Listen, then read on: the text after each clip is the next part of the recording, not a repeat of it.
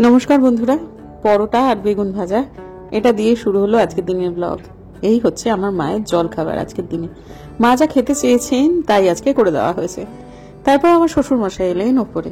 এখন তো দু পরিবারের আত্মীয়তা হয়েছে, বেয়াই বেয়ান হয়েছেন, কিন্তু তার আগে তো আমার মা আমার শ্বশুর মশাইয়ের বন্ধু পত্নী। সেই জায়গা থেকে চিরকালীন সুখ দুঃখের কথা পরস্পরের সঙ্গে এদের হয়েই থাকে, ঠিক যেরকম এখন হচ্ছে। দৌড়ে এসে ওই আধা স্নান করা অবস্থাতে দেখছি আলমারির লকারটা পর্যন্ত খোলা, মাটিতে পড়ে আছে সোনা দানা। তার আগে একটা খাজে 9,000 টাকা, একটাতে 8,000 টাকা ছিল, একটা 9,000 টাকাটা নাই। আমি না থর করে কাঁপছি ওই কাণ্ড দেখে। আলমারিটা তো খুলে দিচ্ছে, লকারটাও খুলেছে, সব পড়ে আছে। স্ট্যান্ডিং লিভ এসে যাওয়ার পর 15 দিন অন্তর অন্তর গাছগুলোতে একটু খাবার দিতে হয়, পদ্ম গাছের কথা বলছি তাতে। তো আমি তো এই পুড়িয়াগুলো করে রেখেছি, এগুলোই গেড়ে দিতে হবে মাঝ বরাবর। এই পুড়িয়ার মধ্যে আছে সিউইড, হিউমিক অ্যাসিড এবং আছে হচ্ছে এনপিকে 19-19-19। তো এগুলোই আর কি, ওই সামান্য সামান্য করেই আর কি। তো পুড়িয়াগুলো গাছের গোড়াতে গেড়ে দেবো। গোড়া ঠিক নয়, ওই মাঝ বরাবর গেড়ে দিতে হবে, কারণ টিউবার তো সাইড দিয়ে দিয়ে বাড়ে, একেবারে টিউবারের কাছাকাছি দেওয়া চলবে না। যার ফলে একেবারেই মাঝ বরাবর ওটা গেড়ে দেবো, যাতে করে ওই মোটামুটি ওরা খাবার নিয়ে নেয় ওর মধ্যে থেকেই আর কি। তো কিন্তু স্ট্যান্ডিং লিভ এসছে ঠিক কথা, কিন্তু কোরিয়া ফুলও এসছে একটাতে, রেড ফিলিপের, কিন্তু আর কিন্তু কুড়ির খুব একটা দেখা নেই। তবে ঝাঁপিয়ে কিন্তু এসেছে পাতা। ঠিক আছে, গাছগুলো সুন্দরভাবে থাকছে, ওই আর কি। ফুল তো একটা দিয়েছে, আমি তাতেই খুশি। আর এই যে ইউটিপি, এইটাতেও কিন্তু স্ট্যান্ডিং লিভ চলে এসেছে। আরো কয়েকটা আসুক, তারপর এই গাছকেও কিন্তু আমার এরকম ভাবেই খেতে দিতে হবে। শিলিগুড়ির আকাশ আজকে একেবারেই অন্ধকারাচ্ছন্ন। সকাল থেকে বৃষ্টি কিন্তু খুব যে একটা হয়েছে তা না। আমার হাজবেন্ড যখন বেরোলো আজকে তো অনেক তাড়াতাড়ি বেরিয়েছে, 5:30টার আগে বেরিয়ে গেছে, তখনও বৃষ্টি ছিল না। তারপরে একটু বৃষ্টি হয়েছে, খুব বেশি নয়, কিন্তু যা হোক তবু হয়েছে। তো সে তো আজকে ফিরবে না, যেহেতু পাহাড়ি রাস্তায় এখন কাজ হচ্ছে। বর্ষাকালে প্রত্যেকবার ধস টস নেমে যায়, এই জন্য এবারেতে ওটা অবশ্য বরাবরই হয়ে থাকে, তাতে যে ধসের জন্য খুব একটা ক্ষতিগ্রস্ত হয় না রাস্তা তা না, কিন্তু তবু যা হোক একটা সারাইয়ের ব্যাপার চলছে, সেহেতু রাস্তা বন্ধ থাকবে, সেই জন্য তো সে আজকে ফিরবে না।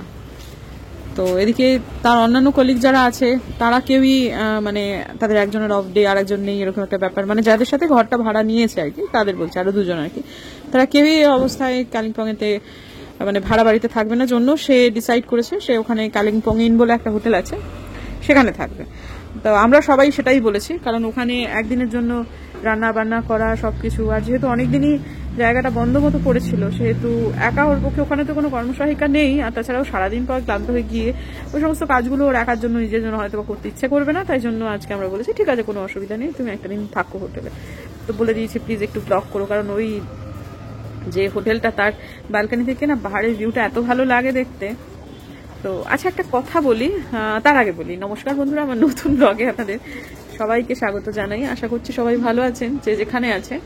আমরাও খুব ভালো আছি। বলছিলাম সেটা হচ্ছে যে মাঝখানে একজন কমেন্ট করছিলেন যে এবারে নাকি উত্তরবঙ্গে আমের ফলন কম হয়েছে, সেই জন্য আমের দাম দক্ষিণবঙ্গে, উনি কৃষ্ণনগর থেকে কমেন্ট করেছিলেন যে মালদার আম খুব কম হয়েছে। হতে পারে মালদার আম কম হয়েছে, সেজন্য ওখানে আম খুব বেশি দামে বিক্রি হচ্ছে, বা পরেতেও হবে, হতে পারে মালদায় আম কম হয়েছে। কিন্তু শিলিগুড়িতে আমি যতদূর দেখতে পাচ্ছি খুব একটা আমের ফলন কম নয় কিন্তু, জানেন। এই যে দেখুন, আমি তো আমাদের বাড়িটাই দেখছি, যে দেখুন প্রচুর আম হয়েছে, কিন্তু বৃষ্টি হচ্ছে, মানে ঝোড়ো হাওয়াও হচ্ছে, আমও পড়ছে, কিন্তু সে অর্থে যে খুব এটা কিন্তু খুব বেশি ফলনের গাছ নয়, মানে প্রচুর প্রচুর আম হয় এই গাছে, কিন্তু এমনটা নয়, জানেন। কিন্তু তবু আম হয়েছে, কিন্তু দেখুন এই যে এই গাছটা, এটা খুবই টক আম, কিন্তু তবু আমি ফলনটা দেখানোর জন্য বলছি, এখানেও কিন্তু আম হয়েছে। আর এই আম তো বেশিরভাগই থাকে না, এটা যেহেতু ওই যে রাস্তাটা সংলগ্ন, সব পেরে পেরে ঢিল দিয়ে ওপরে আছে জন্য, এবং বাড়ির দিকে আছে জন্য এটা পাওয়া যাবে, কিন্তু ওই দিকটাতে তো একটাও নেই আর কি। আর দেখুন পাশাপাশি এই যার একটা গাছ, এই গাছেও কিন্তু প্রচুর আম হয়েছে। আম আমি তো দেখতে, এটা তো আমাদের নয়, এই চৌহদ্দির মধ্যে আমি 3টেই দেখতে পেলাম। মুখার্জিদের একটু দেখা যায় না এখানে ফ্ল্যাট হওয়ার পর, কিন্তু এটা তো দেখা যাচ্ছে, দিব্য আম হয়েছে। আমের ফলন একেবারেই কম, ঠিক শিলিগুড়ির নিরিখে কমই বোধ হয়। আবার এই দেখুন এই গাছটা তেমন আম নেই। এটা কি আদৌ আম গাছ? কিছু বুঝতেও তো পারছি না। না বোধহয় এটা আম গাছ নয়, না না আমি ভুলভাল দেখাচ্ছি, না এটা আম গাছ নয় বাবা, নাকি আম গাছই তো, হ্যাঁ কি জানি আম গাছ না, না বোধ হয়, আবার হ্যাঁও হতে পারে, পল্লবগুলো দেখে তো আম গাছই লাগছে। যাও কিছু একটা। মতো কথা ওই গাছটাতে আম গাছ হলে আম নেই, আর আম গাছ না হলেও আম নেই, আর বাকি যে 3টে দেখা যাচ্ছে যথেষ্ট আম আছে। তো যাই হোক, আপাতত চলুন। আমার মায়ের তো আমার শ্বশুরমশাইয়ের সাথে অনেক গল্প টল্প করে আজকে চানে যেতে অনেক দেরি হয়ে গেছে। আমার মা এখন করছেন পুজো, আর আমি ওপরে এই গাছগুলোতে একটুখানি ব্যবস্থা করতে এলাম। আজকে সার দেওয়ার কথা, বড় মামা যেদিন চলে গেছিলেন সেদিনকে আমি গাছগুলোতে খাদ্য প্রয়োগ করেছিলাম। 15 দিনে একবার একটু দিলে ভালো হয়, সেজন্য 15 দিনে অনেক বেশি হয়ে গেছে। বুম্বাদা বড় মামার কাজে যাননি, যাবো বলেও যেতে পারিনি, খুবই ইচ্ছা ছিল, কারণ শরীর তখন ওর খুব খারাপ ছিল। যাওয়াটা শেষ মুহূর্তে ক্যান্সেল করে। আর ওই যে ওইখান থেকে যে রসুনলতা গাছটা হয়েছে সেইটা বাউ হয়ে, হ্যাঁ আলপনা দি, বাউ হয়ে এই অবধি আসবে এবং আমাদের পুরো এটাকে ভরিয়ে দেবে, এই আমাদের আশা। কিন্তু দেখা যাক কত বড় দড়ি কবে, এখনো কেনা হয়নি। ওটাকে কিন্তু কিনে দিলেই দেখবেন 7 দিনের মধ্যে ছাদ অবধি চলে আসবে। হ্যাঁ বলো আলপনা দি, ওটাকে বাঁধতে হবে তো, ওটা নিয়েই তো কথা বলছিলাম।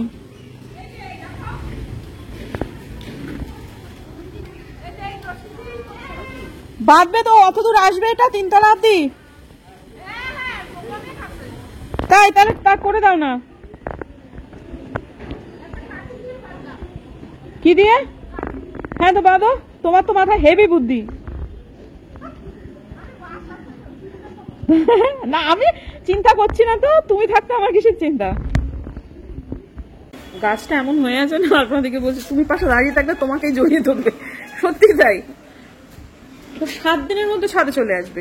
রসুনলতা গাছের প্রচন্ড বার না, ভীষণ দ্রুত বাড়ে। হ্যাঁ যাচ্ছি, দাঁড়াও দাঁড়াও যাচ্ছি, শুনছি, দাঁড়াও। কিছু শুনতে পাচ্ছি না। হ্যাঁ তুমি তো হেভি, তোমার বুদ্ধি। হ্যাঁ আমি তো জানি, বাবা তোমাকে কে দারোগা এমনি এমনি বলতো বলো তো, যে আলপনার মাথায় হেভি বুদ্ধি, আলপনার দারোগা। হ্যাঁ আমি ধরবো। হ্যাঁ আচ্ছা, এটা ধরে থাকবো। ওই দেখো কত বড়। কোথায় গো? আচ্ছা এটা ধরে কি করবো আমি?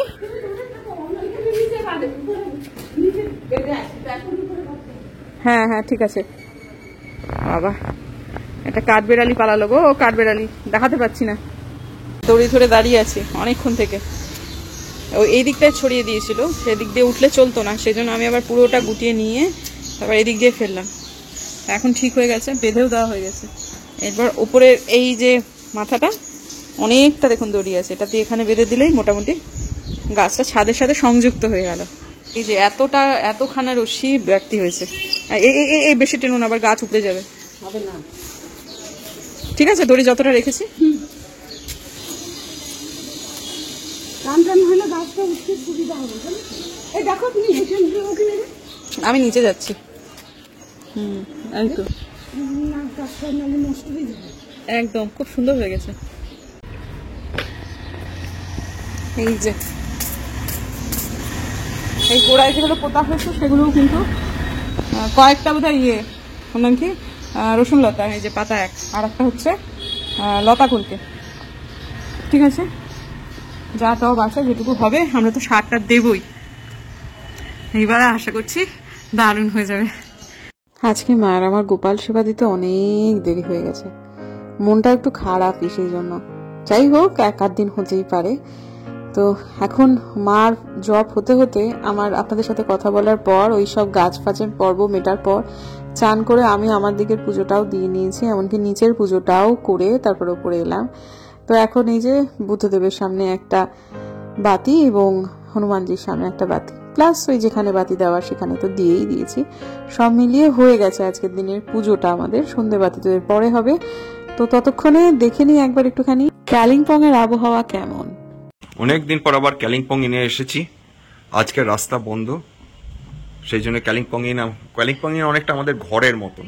আমরা যারা এই আমাদের কলেজে পড়াই তারা মাঝে মাঝে এখানে এসে থাকি। দেখুন মানে চারিদিকে মেঘ করে রয়েছে, বৃষ্টিও মেঘলা হয়ে রয়েছে। আজকে সারাদিন বৃষ্টি হয়নি বটে, কিন্তু আবহাওয়া দুর্দান্ত, দারুণ, মনোরম। ওই যে দূরে দেখছেন একটা লাল রঙের ছাদ রয়েছে, তার পাশে একটা নীল রঙের কাভার দেওয়ার 2-3 তলা বাড়ি, ওইটা হচ্ছে আমাদের ভাড়া বাড়ি। আজকের আমার কোনো বন্ধু যারা আমরা একসঙ্গে থাকি, আমি, কৌশিক, অম্লান, তারা কেউ নেই। বলে একা থাকতে মন চাইলো না, সেই জন্য ভাবলাম যে একটু আদর খাই। হিমালয় এই আমাদের কালিম্পং ইন হোটেলে, এই সেখানে এসেই থাকছি। এখানে এরা আমার অনেকটা পরিবারের মতন হয়ে গিয়েছেন। এখানে আসলে লিটারালি আদর পাওয়া যায় যাকে বলা চলে, সেই মানে এখানে এই সময় এত মনোরম। শিলিগুড়ি তো মনোরম বটেই, শিলিগুড়িতে গায়ে কম্বল দিয়ে শুতেই হচ্ছে, এখানটাও অতি মনোরম, অতি মনোরম যাকে বলা চলে। এই হচ্ছে উত্তরবঙ্গের যেটাকে বলে বিশেষত্ব, স্পেশালিটি। হ্যাঁ, খুব ভালো। এই রুমটাতে আমি আছি, অবশ্য দেখাবার মতন সেই কিছু নেই, এই সেই পুরনো আমাদের রুম। যাক, আবার সুযোগ পেলে কিছুক্ষণ পর সেটা দেখাবার চেষ্টা করব। পরে বোধহয় হাজার একটা কাজের তালে, কারণ ওর ভিডিও করার ব্যাপার থাকে, তারপরে ক্লান্তও ছিল, তো সব মিলিয়ে মিশিয়েও কিন্তু আর রুম টুরটা আমাদের দেয়নি, বা আমাকে ভিডিওগুলো পাঠায়নি, যার ফলে আর দেখাতে পারলাম না আপনাদের। আর আমি বলে দিচ্ছি খুবই সাধারণ, মানে এটা এর আগে এই রুমটাতেই তো আমরা ছিলাম, কাজেই ওটা খুব একটা যে জরুরি ক্লিপিং ছিল তেমনটাও নয় আর কি। যাই হোক, ঠিক আছে। এখন আপাতত আজকের দিনে এই ঘরের জানলাগুলো সমস্ত কিছু মানে ধোয়া হয়েছে, মানে মোছা হয়েছে অ্যাকচুয়ালি, তারপরেতে সেটা জল দিয়ে সাবান দিয়ে মোছাও হয়েছে, সেই জন্য আর কি ধোয়া বললাম। তো বিছানার চাদরটা বদলে দেওয়ার দরকার ছিল, তো এটা বদলে দিতেই তখন একবার মেয়ে একটু হাঁক দিল যে মা, দিদা একটা, আগের দিনে বলছিলাম না যে মা সব খাওয়া দাওয়া এখন ওই বিছানাতেই আর কি হয়ে গেছে। তো চাটা দিয়ে এসেছিলাম সন্ধেবেলাতে, তো তখন ওই চাটা একটুখানি পড়ে গেছে হাত লেগে। তো ঠিক আছে, কোনো অসুবিধা নেই, এরকম তো হতেই পারে। তা আমি বললাম ঠিক আছে, কোনো অসুবিধা নেই, তুই বিছানার ওটা তুলে দে, আমি এই জামা কাটা গুছিয়ে নিয়ে তারপরে যাচ্ছি। তো যখন যাচ্ছি তখন একবারেই সমস্ত বিছানার চাদর, বালিশের ওয়ার, এমনকি টুপুরের বিছানার চাদরটাও ভাবছি তুলে দেবো। তো মেয়ে আমার তুলে দিয়েছে, আর মা এখন টিভি দেখছে। টিভি দেখতে দেখতে ওই আর কি ওই খবরগুলোই দেখা যাচ্ছে যে স্কুল সার্ভিস কমিশনের টিচারদের কি অবস্থা, দুরবস্থা। আমার মায়ের না এই সমস্ত, মা খুব একটা যে জোরালো প্রতিক্রিয়া দেন তা না, তবে ভেতরে ভেতরে খুব অসুবিধা হয় মায়ের। তো এই সময়টায় মা আমাকে এসে দেখে বলছিলেন যে কি কি হচ্ছে, কি কি হচ্ছে না আর কি। সে যাই হোক, ঠিক আছে আপাতত। তো এই ইলাস্টিক দেওয়া চাদর, এই চাদরগুলো না আমার মায়ের খুব পছন্দ হয়েছে, কিন্তু এগুলো না পুরোপুরি কটন হয় না। আর মায়ের আবার সুতির জিনিসের প্রতি বিশেষ এক ধরনের দুর্বলতা রয়েছে, যার ফলে এই জিনিসগুলো মাকে আমি কখনোই উপহার দেবো না। এই কদিনের জন্য এসেছেন, শুয়েছেন, শোবেন, হয়তো সেটা শুয়ে নেবেন, কিন্তু দিনাটার বাড়িতে এইসব জিনিসকে মা খুব একটা গুরুত্ব দেবেন না, বা থাকলেও খুব একটা পাতবেন না। সুতরাং এই উপহারটা মাকে দেওয়া যাবে না। তো যাই হোক, এখন টুপুরের বিছানাটাও করে নেব। আজকে শুধু খোলনা হচ্ছে ওই পাশবালিশের ওয়ারগুলো, সেগুলো কালকে করে একবারে কেচে নেব। তো ঠিক আছে, আপাতত আমাদের ওয়াশিং মেশিনটার উপর আজকে একটু চাপ পড়বে বটে, কিন্তু ঠিক আছে, আবারও বলছি এক আধ দিন হতেই পারে। তো এতক্ষণে আমাদের মুখে যে সমস্ত কথা কাজ করতে করতে হচ্ছিল, সেই সমস্ত কথারই কিছু খণ্ডাংশ আপনাদের সামনে আজকে আমি অন্তত তুলে ধরবো। আমরা এই সমস্ত কথাবার্তাই বলছিলাম, সেটারই খণ্ডাংশ। ঠিক ভুল জানি না, আমি কেবল আমার মতটাই জানালাম। রাজ্যের শিক্ষা যখন এই অবস্থা হয়ে দাঁড়ায়, তখন রাজ্যের সর্বনাশের আর কিছু নেই, মানে এইটাই সর্বনাশ, এইটাই সর্বনাশ। মাস্টারমশাই, গুরু মশাই কতদিন ধরে ছেলে মেয়েগুলোকে পড়িয়েছে, তারা সব টিভিতে দেখছে, আমার মাস্টারকে ধরে হয়তো কোনো মাস্টারমশাইকে ধরে ওই হয়তো কোনো বাচ্চা বদমাশি করেছিল, তাকে ধরে হয়তো দুটো থাপ্পড় মেরেই ছিল, ওই যে আমাকে মেরেছিলি, ওই দেখ, তারা সব দেখছে বসে বসে যে আমার মাস্টারমশাইয়ের এই হলো অবস্থা। মানে সর্বনাশের আর কিছু নেই আর কি, মানে দেশ রাজ্যটা গেছে, শেষ গেছে। তো সবাই তো বলছে, কিন্তু তাদের সাফল্য চলেছে। হ্যাঁ, লক্ষ্মীর ভান্ডার আছে না, সরস্বতীর ভান্ডার ফুটো করে লক্ষ্মীর ভান্ডার আছে না, বছরে 12,000 টাকা কিনা হয়ে আছে না। সরস্বতী ভান্ডার ফুটো করে লক্ষ্মীর ভান্ডার চালু। হ্যাঁ, তুমি কি ভাবছো এসএসসি কি দুর্গাপূজা যে বছর বছর করতে হবে? এই যার মুখ্যমন্ত্রীর ভাষা, সে আর কিসের হবে? প্রতিদিন খেতে হবে, কি খেত? একদিন খেলেই হয়, 30 দিন না খেয়ে থাকো, না খেয়ে থাকো না। সত্যি তো বিছানার চাদরটা ভালো না আমার? হ্যাঁ, আমার আজকে শোয়ার ব্যবস্থাটা ওই ঘরেই করে দিলাম, কারণ কালকে আমি তো দুজনেতে এই ঘরে শুয়েছিলাম, খুব আরাম লেগেছে রাত্রিবেলায়, এত ভালো লেগেছে কালকে, এবং আলোর কোনো অসুবিধাই হচ্ছে না। বাজে 9:30, আমাদের আজকে সমস্ত কাজকর্ম হয়ে গেছে, কিন্তু আজকে ওখানেই নেব, কারণ আমার মায়ের না শরীরটা ভালো নেই। এত কাশছে যে কাশতে কাশতে সে নিঃশ্বাস টিশ্বাস বন্ধ হয়ে যাওয়ার অবস্থা হচ্ছে। অনেক সময় ঘুমিয়ে দুপুরবেলাতে যেটা হলো যে ঘুমিয়েই কাশতে কাশতে নিজে বুঝতে পারছে না, এবার টেনে তুলে দিতে হলো। তাই এরকম হলে একা একা রাখা খুব মুশকিল। হ্যাঁ, তো যার ফলে আমি টুকুর দুজনেই আজকে ওই ঘরটাতেই থাকছি। আমার আজকে বারান্দা বাগানে খেয়াল করলাম 8খানা টব খালি, তার মধ্যে পিস লিলিটা কেনা হয়েছে, প্রতিস্থাপন এখনো করা হয়নি। দোকান থেকে বলে দিয়েছিল পিস লিলি আজ কিনে কাল প্রতিস্থাপন করবেন না, কয়দিন রেখে দেবেন। সে কয়দিন হয়েই গেল, কালকে ওটা লাগাতেই হবে কোনো একটা টবে। আর এমনিতে বাদ বাকিগুলোর মধ্যে একটাতে সাদা নয়নতারার খুব ইচ্ছে আমার, সাদা নয়নতারা লাগাবো। তো ঠিক আছে, বাকি 8টার মধ্যে বাকি 6টা কি লাগাবো এখনো জানি না, কিন্তু যে কটা গাছ আছে সে কটা গাছেতে কিন্তু আজকে সারাদিনে জল পড়েনি। আকাশটা মেঘলা মেঘলা ছিল ঠিক কথা, কিন্তু কালকে সকালে জল দিয়েছি। আজকে যদি এখনো একবার একটু অল্প অল্প করেও জল না দিই না, তাহলে গাছগুলোর অসুবিধা হয়ে যাবে। আবার জেসিবি নিয়ে আবার এত রাত্রে কোথায় যাচ্ছে? ইলেকট্রিসিটির কাজগুলো সব রাত্রেবেলাতেই হচ্ছে, এক দিনে এক একটা জায়গায়। হঠাৎ করে সকালবেলা উঠে মানুষ দেখছেন যে ট্রান্সফরমার রেডি। আমরা যেমন সকালবেলা উঠে দেখেছিলাম ট্রান্সফরমার রেডি, সেরকমই প্রত্যেক দিনই কেউ না কেউ সারপ্রাইজড হচ্ছেন কোনো না কোনো এরিয়াতে। আজকে একসঙ্গে 4টে বড় বড় বিছানার চাদর কেচেছি, 3টে। কালকে যে কোথায় মেলার জায়গা হবে জানি না, রাত্রিরে যদি মেলে দেওয়া যেত তাহলে খুব ভালো হতো। আমি জলটা দিয়েই দিলাম গাছে। হ্যাঁ, অবশ্য রাত্রে যদি একটা ছাঁটের বৃষ্টি হয় তাহলে একটু বিপদই হয়ে যাবে, সে নয় কাল দেওয়া যাবে না, দেবো না গাছে জল। যেটা বলছিলাম যে রাত্রেবেলায় দিয়ে দিলে হতো ছাদে নেড়ে, কিন্তু রাত্রে কাপড় চোপড় নাড়া যাবে না ছাদে, তো একদমই না। ভোরবেলায় উঠে এটাকে ছাদে বন্দোবস্ত করে দিতে হবে। বরটা নেই কেমন কেমন লাগছে, আমার শ্বশুরমশাইয়ের মনটা খারাপ, আমারও যেন একটু কিরম লাগছে। কে যেন একটা নেই, কথায় খালি তুতি করে এত হাঁক, হঠাৎ যেন কেউ হাঁকছে না, কেউ ডাকছে না। মা ডাকছে, কিন্তু বরের ডাক, মায়ের ডাক, মেয়ের ডাক, সবার মধ্যে এই ডাকের মধ্যে পার্থক্য আছে। কে কিভাবে নেবেন কে জানে ভাই কথাগুলো, কিন্তু মন থেকে যেটা বেরিয়ে গেল আর কি, সেটাই বলছি। কালকে কি আমার মা ভয় পেয়েছিল রাত্রেবেলায়? হ্যাঁ, কালকে কি মাতৃদেবী আমার ভয় পেয়েছিলেন রাত্রে?